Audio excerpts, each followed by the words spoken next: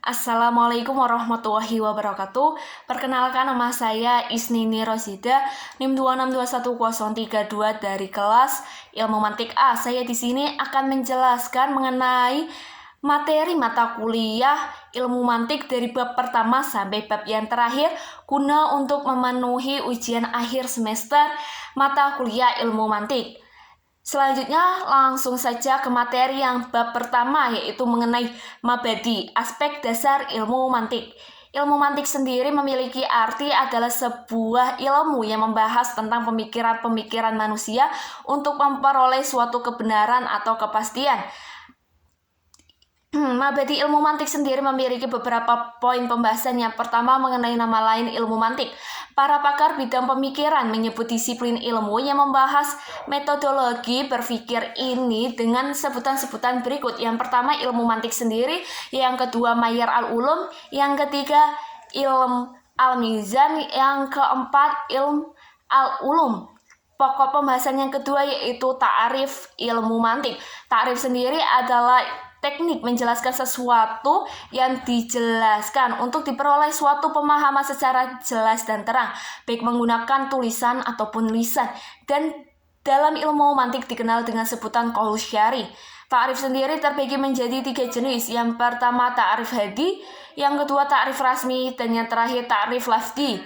Selanjutnya yaitu mengenai pokok bahasan ilmu mantik. Di dalam ilmu mantik atau logika ada tanda dilala, yaitu dibagi menjadi 2, yaitu kata dan buka kata. Kemudian kata sendiri dibagi menjadi to'iyah atau bersifat pembawaan, akliyah atau bersifat akal, dan wadiyah berdasarkan penetapan. Selanjutnya dibagi lafaz tunggal, yaitu satu kata, murokab yaitu susunan kata. Kemudian lafaz murokab dibagi menjadi 2, yaitu sempurna dan tidak sempurna. Selanjutnya kalimat sempurna dibagi menjadi kalimat berita khobar dan bukan berita insya. Topik yang selanjutnya yaitu penyusunan ilmu mantik. Selanjutnya yaitu hukum mempelajari ilmu mantik. Terdapat 3 hukum mempelajari ilmu mantik. Yang pertama tidak boleh, yang kedua boleh, yang ketiga boleh jika orang-orang yang akan mempelajari ilmu mantik sudah memiliki pikiran yang sempurna. Selanjutnya mengenai manfaat mempelajari ilmu mantik. Manfaat mempelajari ilmu mantik pada intinya adalah dapat berpikir dengan benar, hingga ketika menyampaikan suatu kesimpulan dengan benar tanpa mempertimbangkan kondisi dan situasi yang kemungkinan dapat mempengaruhi seseorang. Selanjutnya mengenai hubungan ilmu mantik dengan ilmu lainnya. Al-Darwis menjelaskan bahwa hubungan ilmu mantik dengan ilmu-ilmu lainnya dapat dilihat dari segi objek bahasanya yang universal, yaitu tasawur dan tasdik. Kita langsung ke bab yang kedua, yaitu mengenai konsep tasawur dan tasdik.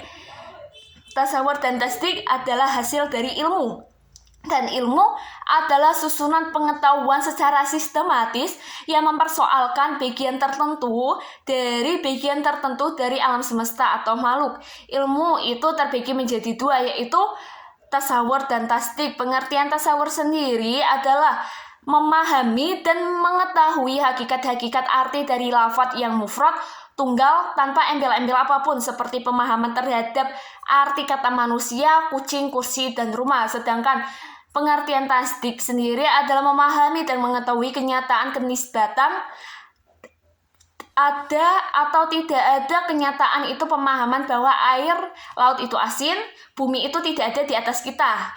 Selanjutnya itu mengenai macam-macam tasawur. Tasawur dibagi menjadi 2 jenis, yaitu tasawur badihi dan tasawur nasyari. Selanjutnya terdapat macam-macam tasdik. Terdapat 2 bagian, yaitu tasdik badihi dan tasdik nasyari. Selanjutnya langsung ke bab yang ketiga mengenai al-dalalah. Al-dalalah atau kata. Pengertian dari al-dalalah sendiri yaitu petunjuk, diambil dari fi'il yang artinya menunjuk. Pembagian al-dalalah dan macam-macamnya. Al-dalalah dibagi menjadi 3 jenis. Jenis yang pertama dalalah lafdiyah atau suara. Terdapat 3 bagian di dalam dalalah lafdiyah, yaitu yang pertama tobiyah, yang kedua akliyah, yang ketiga wadiyah.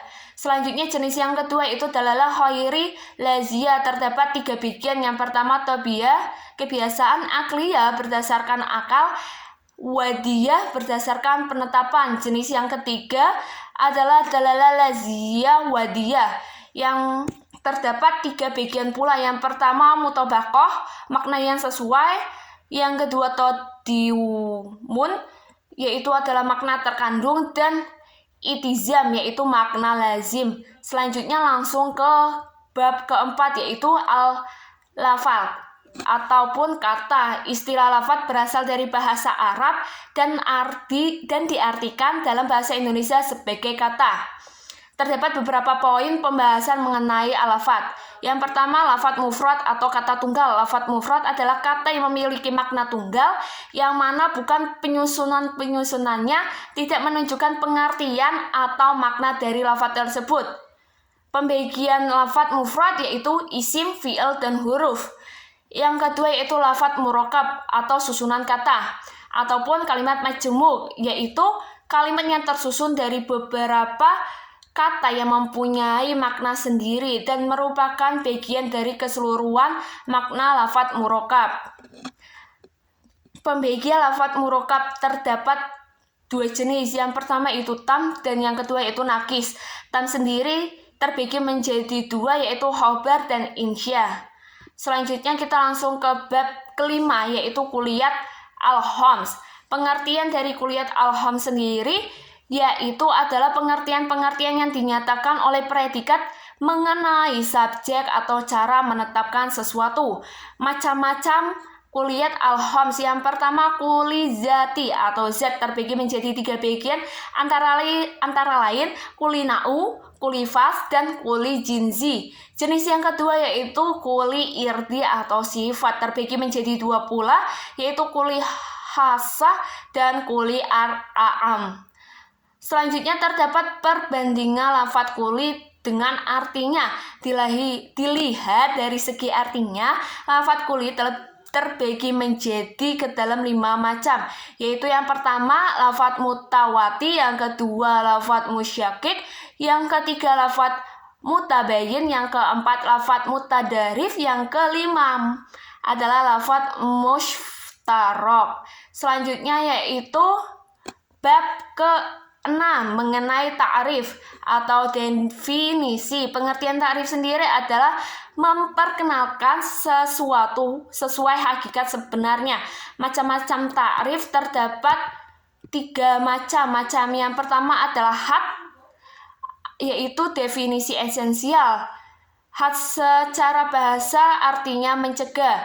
Terdapat 2 bagian, yaitu hatam dan had nakis. Selanjutnya jenis yang kedua yaitu rasem atau definisi aksidental, mempunyai arti bekas atau pengaruh.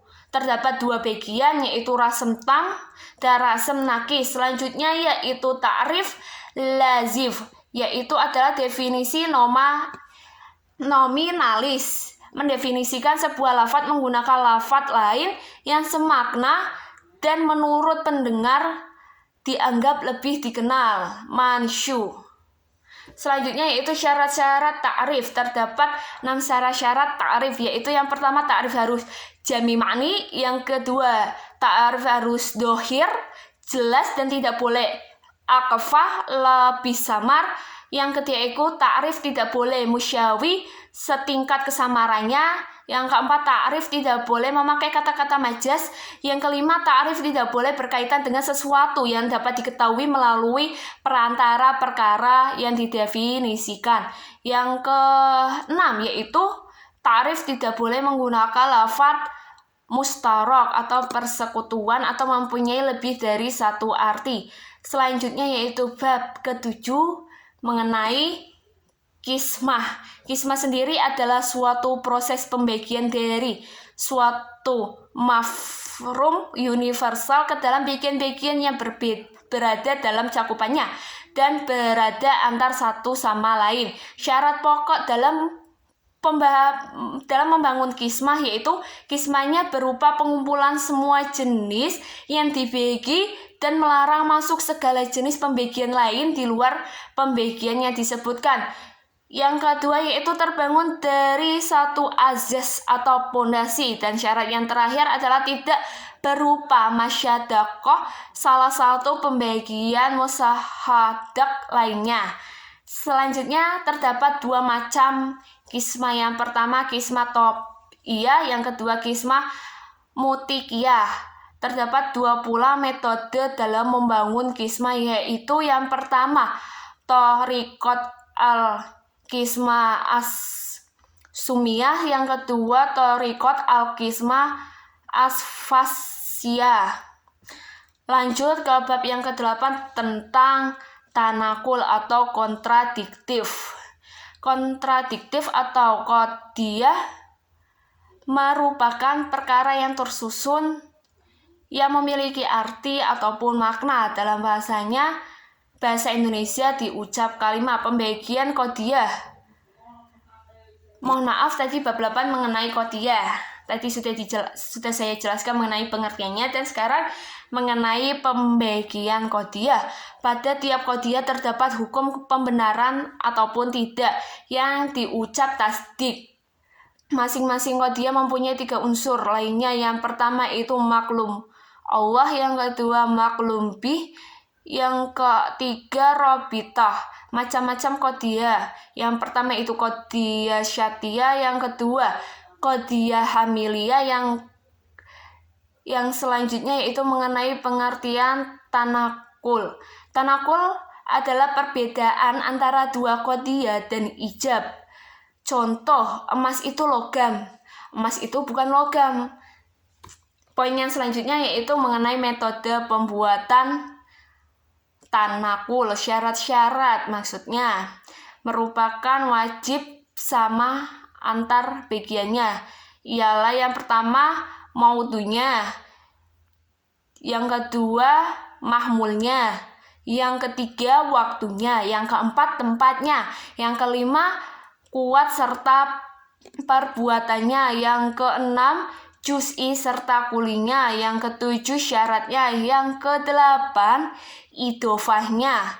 Selanjutnya terdapat pengertian aks mustawi. Aks mustawi merupakan memindahkan bagian qadiyah awal kepada qadiyah bagian kedua. Selanjutnya terdapat metode pembuatan aks mustawi. Guna menerapkan aks, terdapat ketentuan-ketentuan yang mesti harus dipenuhi yang disebut kaidah.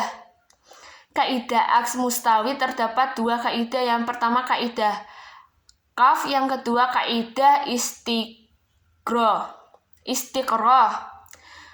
Dilihat dari sisi serta kafnya hingga qadiyah terdapat 4 wujudnya. Yang pertama kuliah mujabah, yang kedua kuliah salbah, yang ketiga juz'iyah mujabah, yang keempat juz'iyah salibah.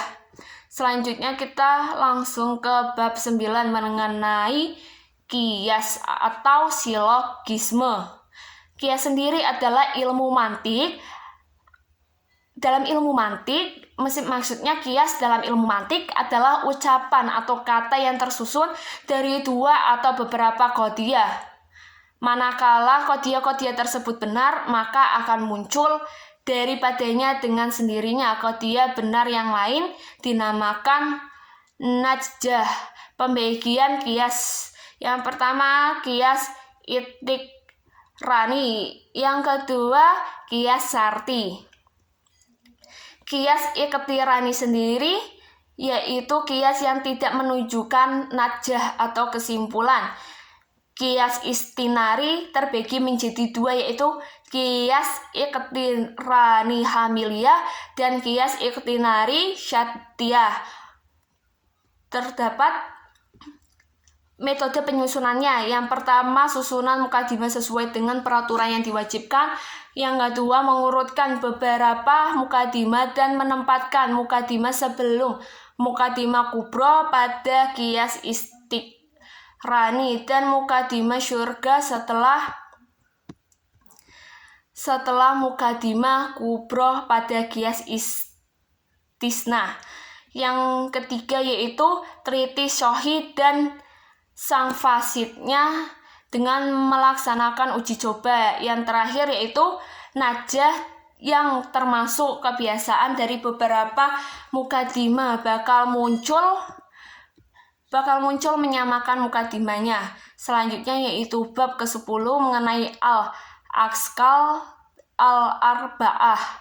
Menurut istilah ahli mantik, pengertian syakl adalah bentuk rangkaian yang dihasilkan dari pengumpulan dua qadiyah qiyas tanpa disyaratkan mempertimbangkan beberapa syur. Macam-macam syakl. Yang pertama syakl awal, yang kedua syakl syani, yang ketiga syakl syalid, yang keempat syakl robi. Syarat-syarat syakl itu terdapat 4 syarat. Ada syarat yang pertama, syarat kedua, syarat ketiga, dan syarat keempat. Kaidah-kaidah dalam syakl. Yang pertama itu najah selalu mengikuti mukadimah yang nilainya rendah, yang berupa syoibah juz'iyah. Yang kedua, beberapa syakl tertentu berada dalam qadiyah hamiliyah dan tidak ditemukan dalam qadiyah syatiyah. Yang ketiga, ikut dalam qiyas, sebagian mukadimah dan najah dibuang karena maksud yang terkandung dalam karena maksud yang terkandung dapat dimaklumi. Kaidah yang keempat yaitu makashima yang tersusun harus sampai pada taraf pasti dan bisa diterima. Selanjutnya langsung ke bab 11 yaitu qiyas istisnasti atau silogisme hipotesis. Pengertian qiyas